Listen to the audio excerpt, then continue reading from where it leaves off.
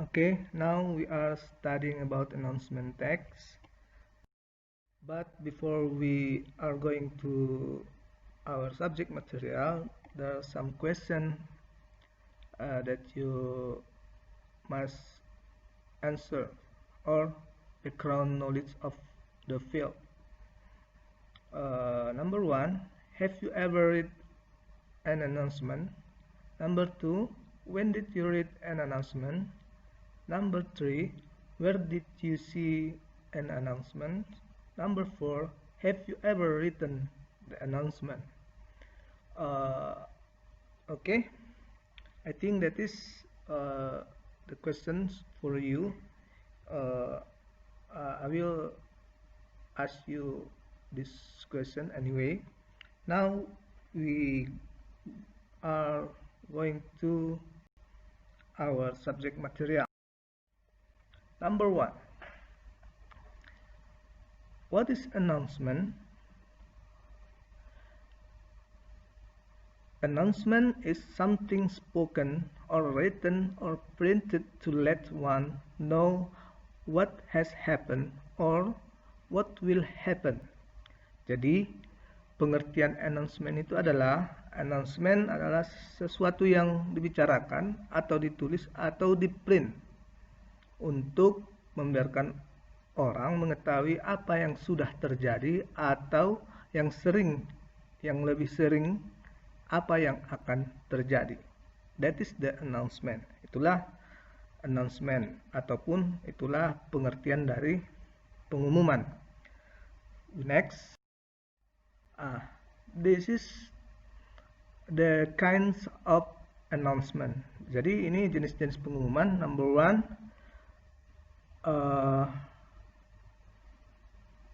missing people announcement ataupun pengumuman orang hilang. Number two, debated competition in school announcement ataupun kompetisi debat di sekolah. Banyak pengumuman-pengumuman yang ada di sekolah. Di sini Bapak buatkan contohnya pengumuman kompetisi debat di sekolah. Number three, job vacancy announcement ataupun pengumuman lowongan pekerjaan. Ini banyak kita dapatkan misalnya di post office ataupun kantor pos. There is box announcement in post office, so we can see much the job vacancy announcement in the box announcement. Jadi banyak kita dapatkan jenis-jenis pengumuman lowongan pekerjaan di kotak pengumuman di kantor pos. Jika Anda nanti mau mencari pekerjaan, Anda bisa cek ataupun lihat di kantor pos. Yang terakhir, passway announcement ataupun death announcement ataupun pengumuman orang meninggal. Jadi sekarang banyak orang membuatkan pengumuman orang meninggal. Sudah banyak sekarang menggunakan pengumuman-pengumuman untuk orang yang meninggal. Contohnya di newspaper, di koran-koran banyak kita dapatkan pengumuman orang yang meninggal. Begitu juga dengan missing people. Pengumuman missing people kebanyakan itu di newspaper, kebanyakan di di surat kabar. Okay. There are much kinds of announcement, but the well-known yang paling sering adalah yang seperti di layar ini.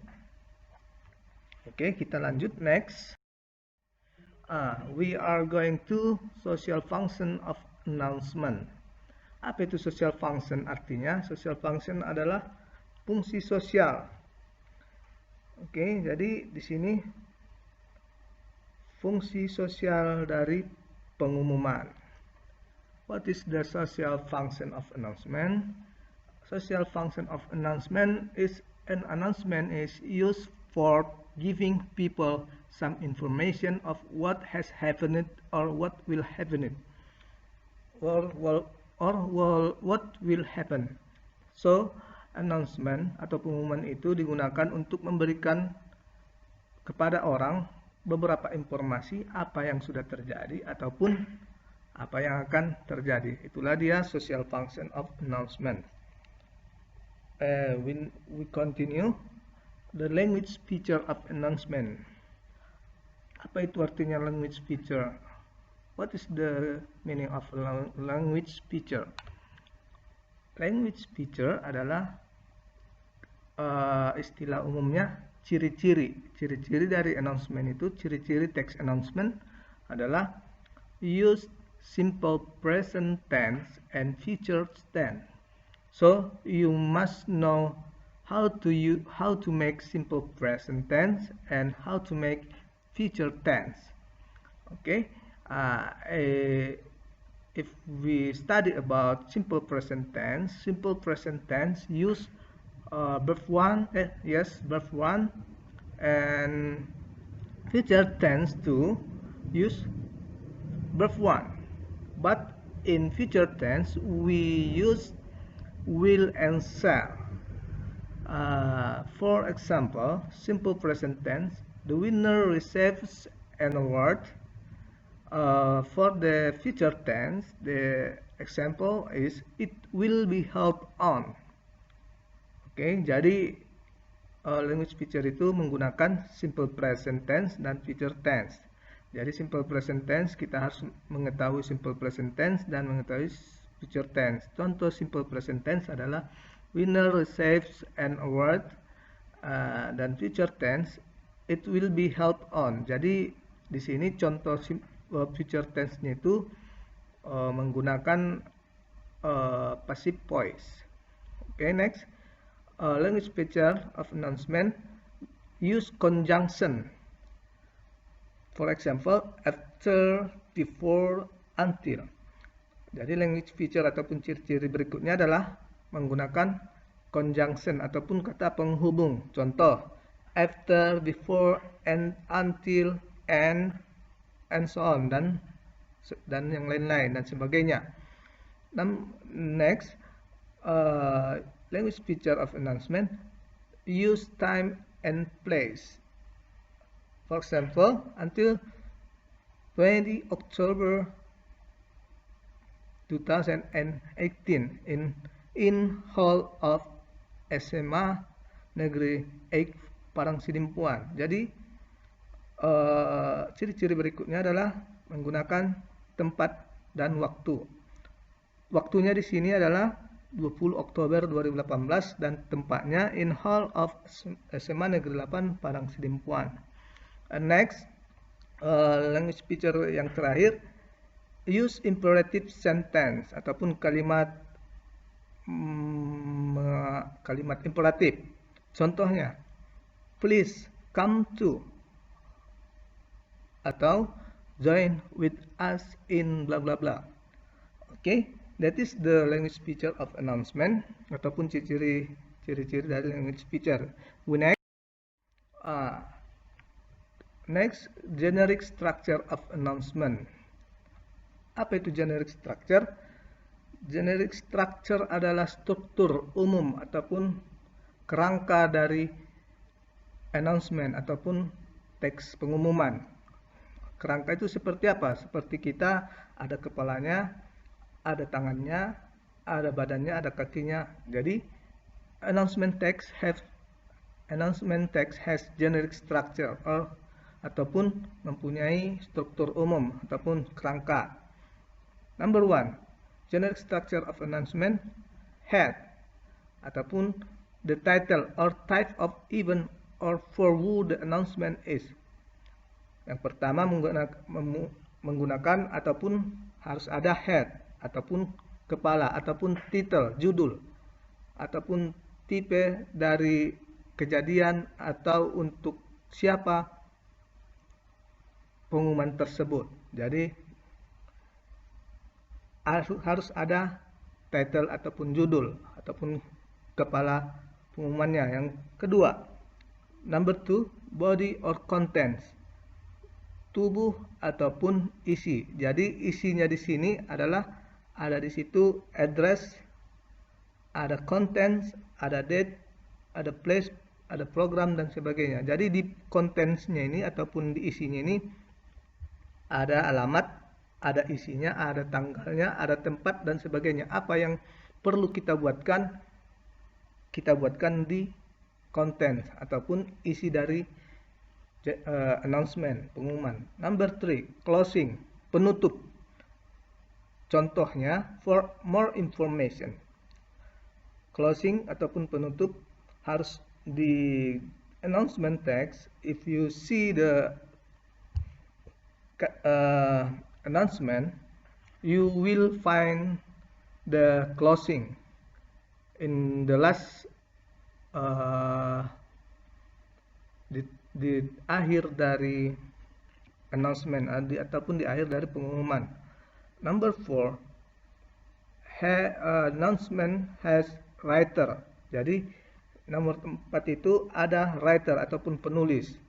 So, writer here, someone or an institution who makes an announcement.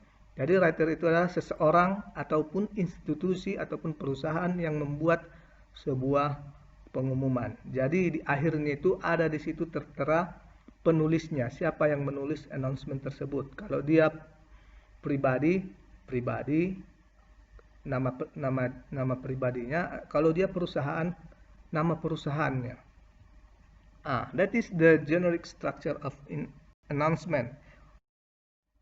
Next, this is example of announcement text. This announcement about the staff, announcement to all staff. Here we can see the title, the informing sender, stating date and time, and stating purpose. Di contoh ini kita bisa melihat yang mana judulnya, yang mana pengirim, siapa pengirimnya, isinya yang menyatakan hari, tanggal dan waktu dan tujuannya. Let's see. Untuk title-nya ataupun judulnya adalah announcement to all staff, pengumuman untuk ke semua staff. Setelah itu apa? We see here stating purpose, menunjukkan tujuan dari pengumuman ini adalah, tujuannya adalah decided to postpone the Christmas party. Jadi itulah dia tujuannya. Stating date and the time, yang menyatakan hari, tanggal dan waktunya. Kita lihat di situ. Date, second or third Saturday in January. Theme, beach, food, Caribbean, special event, karaoke and happy dancing. That is the stating date and time. Okay. Next, informing sender. Informing sendernya adalah siapa di sini? Oke, cell phone number is 2230998. That is the informing sender. Oke, itulah dia kind of announcement, contoh pengumuman. Jadi di sini sudah ada seperti generic structure yang tadi, ada dia title-nya ataupun heading, ada dia body of announcement ataupun kontennya, isinya sudah ada